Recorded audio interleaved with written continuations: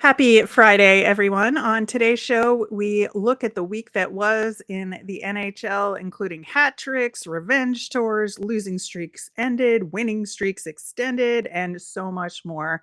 Then we look ahead to Monday's Hockey Hall of Fame inductions and this weekend's big matchups. You're Locked On NHL, your daily podcast on the National Hockey League. Part of the Locked On Podcast Network, your team every day.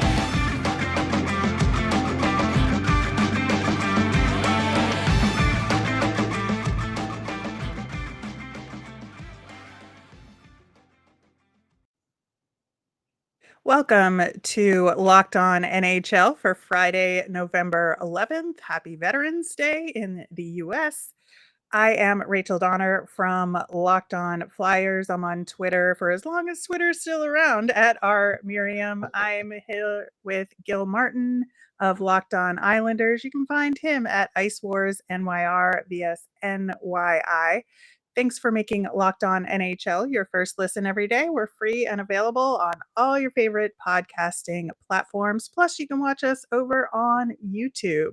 Today's episode is brought to you by BetOnline. BetOnline has you covered this season with more props, odds, and lines than ever before. BetOnline, where the game starts. Gil, how are we doing today? We are good. Good weekend of hockey coming up and an exciting week that was. I am enjoying this season so far. I am. There is one thing that is bothering me a lot, which I'm sure you can commiserate with you covering the Islanders, me covering the Flyers. The New Jersey Devils, man. It is so frustrating to have a team that has been good on paper but hasn't been able to come through the last couple of years. I think that they're actually doing it this year, which They is good are. for them. And the other thing is the Devils are fun to watch. I mean, when they were winning 20 years ago and they played the trap, they did put a lot of people to sleep. Now they're actually an entertaining team to watch, and that's an encouraging thing, even if it is frustrating to our individual teams. Yes, I think that's where I settle out as well.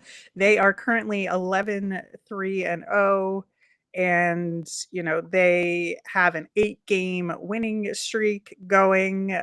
Just phenomenal. They're finding ways to win. Last night they won in overtime. And I think that one of the things that has been the question mark for them for a while now is goaltending. And it's still a little shaky there, with injuries, et cetera. But the rest of the team is finding a way to overcome that, which is, I think, the big difference this year versus previous years. Yeah, I mean, it's amazing. Sometimes winning and losing is such a fine line.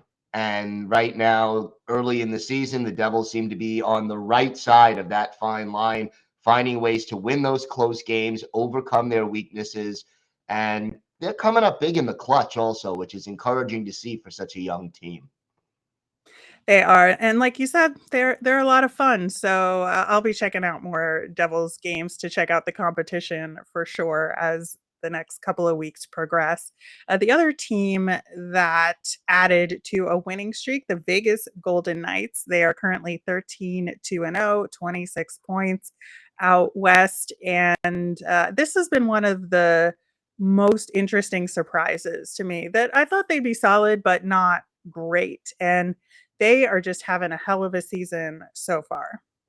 They really are, and they're doing it in all phases. You see Jack Eichel healthy now and really making the impact that Vegas was hoping he would make when they acquired him. And surprisingly, they are getting some very good goaltending from goalies that a lot of people are not all that familiar with. Yeah, I think that, goaltending definitely has been a huge part of their story this season. And I'm genuinely happy for them that, they're defying expectations. And you did mention Jack Eichel playing well for them. That is a good transition to talking about a couple of revenge tours from last night's action. And, it feels like a little bit of a revenge tour week to some degree. Jack Eichel hat trick for Vegas in his old stomping grounds. against Buffalo. And yeah, I don't know if it's like better for Vegas fans or worse for Buffalo fans that that happens, but it feels like one of those inevitable things in hockey. It did, and Buffalo fans certainly did not give him a warm welcome back to Buffalo. The fans in Western New York letting Jack Eichel know of their displeasure as to his trade demands to leave town and what have you. So under the circumstances, Eichel had to be very satisfied getting that hat trick, getting his team the win, and I guess silencing may not be the right word, but showing up the fans in Buffalo that, respect me, I'm still a darn good hockey player. Yeah, I think that's exactly what it is. And I think that will be something that Jack Eichel will remember for quite some time. I would be too, honestly. And I think that one of the other revenge tours that happened, slightly different circumstances, but Johnny Gaudreau was involved in all in 3 goals that the Columbus Blue Jackets had against the Flyers, who were the presumptive destination for Gaudreau, which didn't work out for many reasons that I could talk about for hours. But ultimately, it's what Chuck Fletcher's cap strategy and personnel strategy was that led to him ultimately going to Columbus this off season. And Columbus has been off to a real shaky start. They have one of the worst records in hockey, one of the worst goal differentials. They've gotten blown out a few times. Now, it didn't help they played the Global Series in Finland against the Colorado Avalanche for 2 games in a row, but they were well rested from the return travel, and Johnny Gaudreau was raring to go as John Tortorella returned to Columbus as the Flyers coach. And so it just felt like an all around revenge tour happening in that one. And how was the reception for Torts? Oh, it was really good. They did a nice video tribute. He's the winningest coach in Columbus history, so I think it was really nice. I Everything on that end was good, except for the outcome of the game, from my perspective. Well, yeah, no question about that. And Tortorella, there's seemingly fans and have such a love-hate relationship with him. When he's winning for your team, you love him, but it's tough to lose under a coach like John Tortorella. It is, but speaking of coaches, there was another kind of mini revenge tour moment this week where Rick Bowness returned to Dallas when the Jets were facing them and won against his old team. So again, a little bit of a revenge tour week, and kind of good for the Jets, man, who are so much fun right now. They are. They're playing very well, and I don't think a lot of people expected it. I think a lot of people are waiting for the other shoe to drop. Are the Jets going to fall back to earth? So far, they're not doing that. So it's been a nice ride so far this season. On the other side of things, earlier this week, the Pens finally broke that long losing streak. They won against the Washington Capitals on Wednesday, much to the chagrin of us, but good for Pens fans. And I think this is a team that's going to be able to recover, right? They just have too much talent to not be able to overcome this. It's good that they had this early in the season, and I predict they'll get back to their regular winning ways. Every year for the past 2 or 3 years, everyone's been saying this is the year that the Penguins and the Capitals get old, and they don't. They just don't. So, the slow start by both of those teams definitely should be a concern. But I agree with you. I think Pittsburgh, in particular, will be back and will be a contending team for a playoff spot in the Metropolitan Division. Yeah, over in the Atlantic Division, Boston is still going strong, undefeated at home. They just beat Calgary last night, the fastest start at home for the Bruins ever. I think they're 8-0-0. So again, Boston kind of like Winnipeg, I think is outperforming expectations in the best way possible. Tough to win in TD Garden for a road team, no question about that. And And Boston, yeah, they're really off to a great start, matching the best home win streak to start a season in franchise history, which was set back in 83, 84, I believe. So you're going back almost 40 years, and it's impressive.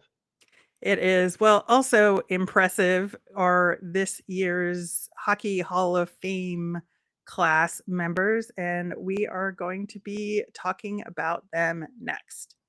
Today's episode is brought to you by your friends at BetOnline. BetOnline.net is your number one source for sports betting info, stats, news, and analysis.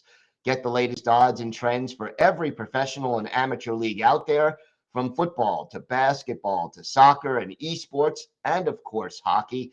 We've got it all at betonline.net. And if you love sports podcasts, you could find those at BetOnline as well.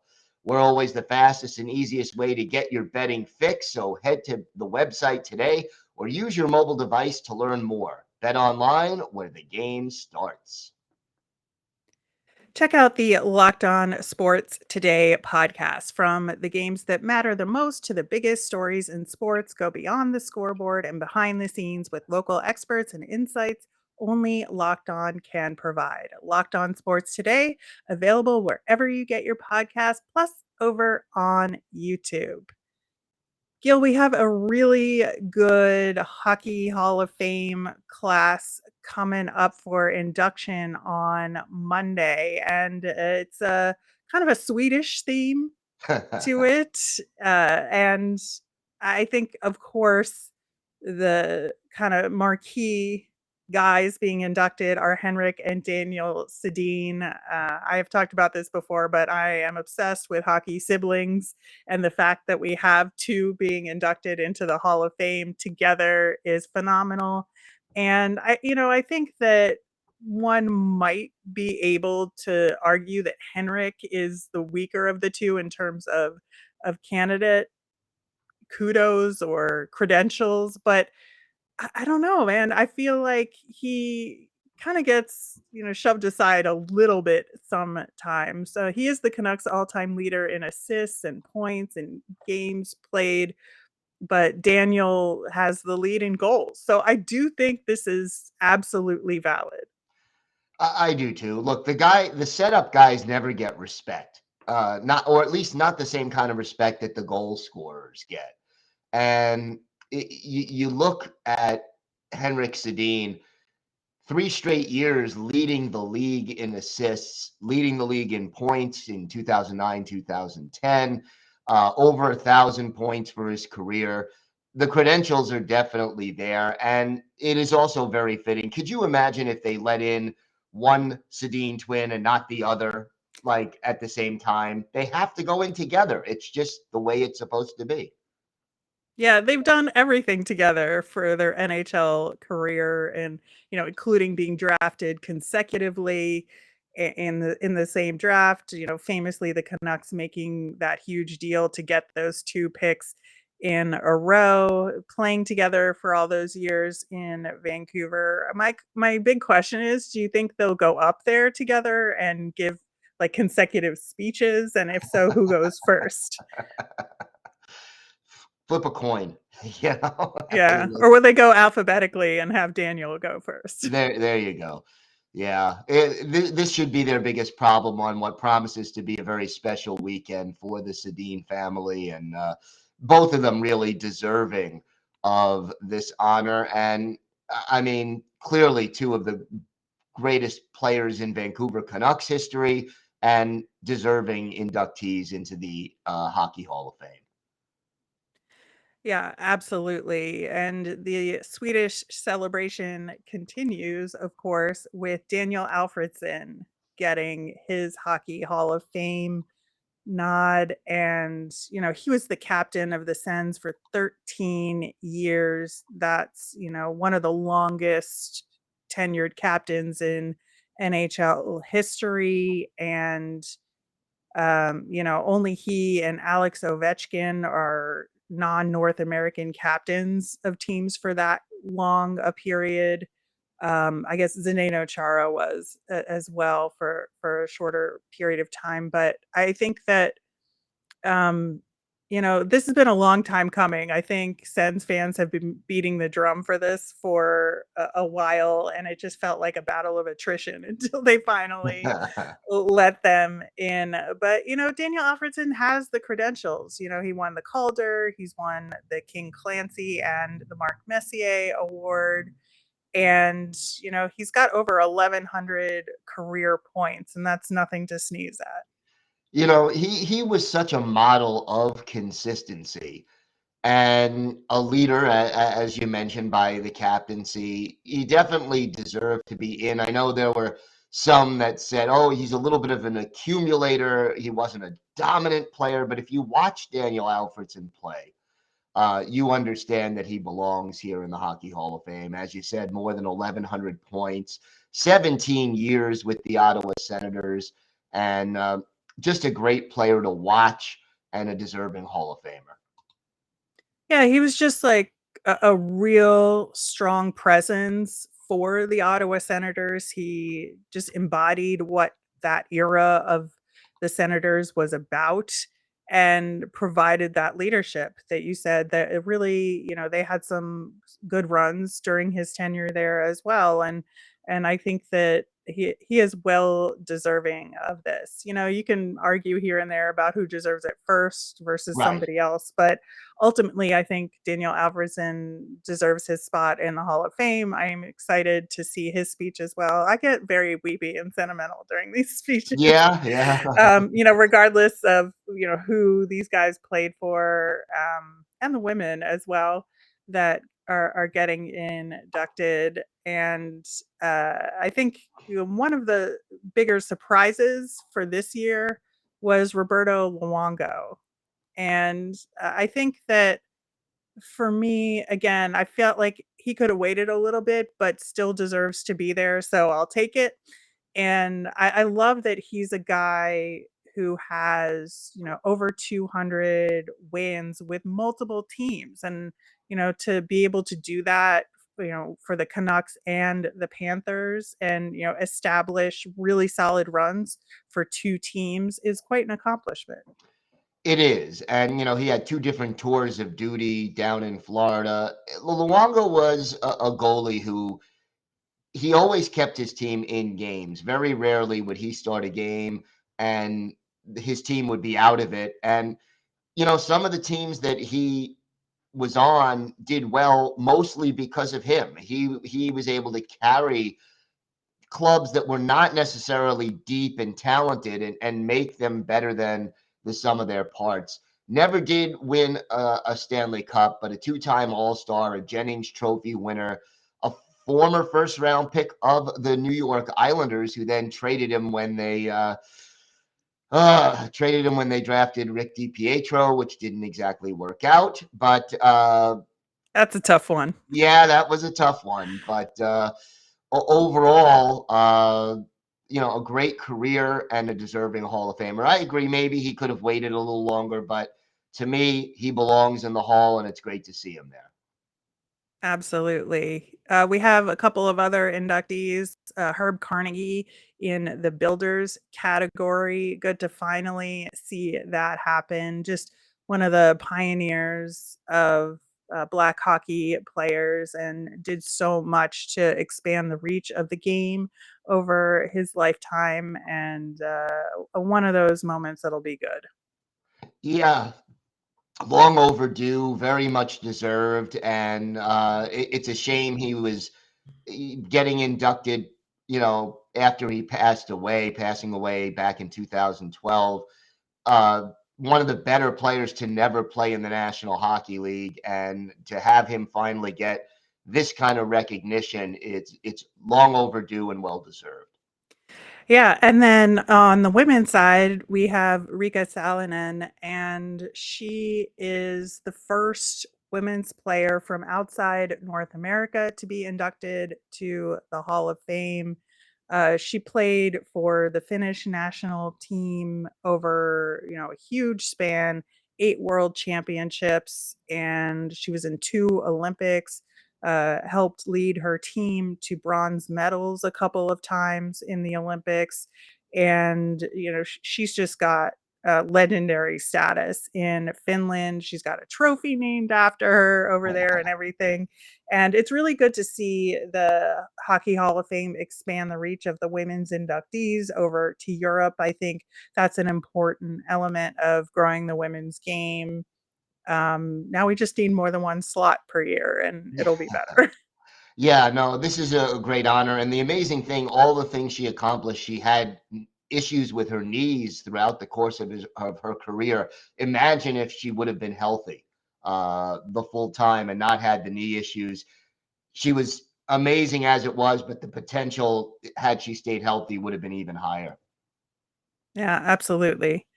All right, we look forward to that ceremony on Monday, and they're going to kick off the celebration weekend with a game tonight. We'll get into that one, plus all of the weekend action coming up next. Gil, we were just talking about the Hockey Hall of Fame inductions on Monday. The Pittsburgh Penguins are at the Toronto Maple Leafs tonight in their weekend kickoff for the Hockey Hall of Fame activities. So most of the inductees should be there, I believe, and they're going to have little, I'm sure, film clips and all that. So that should be a fun game to watch. That should be. And I love the Hall of Fame weekend and the ceremonies and just having all those great hockey players come back into Toronto for the whole celebration. So that's great. And then having some great players on the ice for a game between the Penguins and the Maple Leafs just spices it up that much more. Yeah, now that the Pens have settled that losing streak, I think, focusing on a team like Toronto should be good, and they should be raring to go. So it'll be a good game on and off the ice for sure. The other game that I'm really interested in that night is Tampa at Washington, and they're doing a home and home this weekend, Friday and Sunday. So they're in Washington on Friday and then in Tampa on Sunday. The Caps are just below 500 right now. Tampa is crawling back. They're just above, but coming off a loss. And so I think both teams are really going to want to, dominate this home and home series. Yeah, and it'll be entertaining hockey. I mean, certainly all eyes have been on Alexander Ovechkin early in the season as he tied and then passed Gordie Howe for the most goals on one team in a career.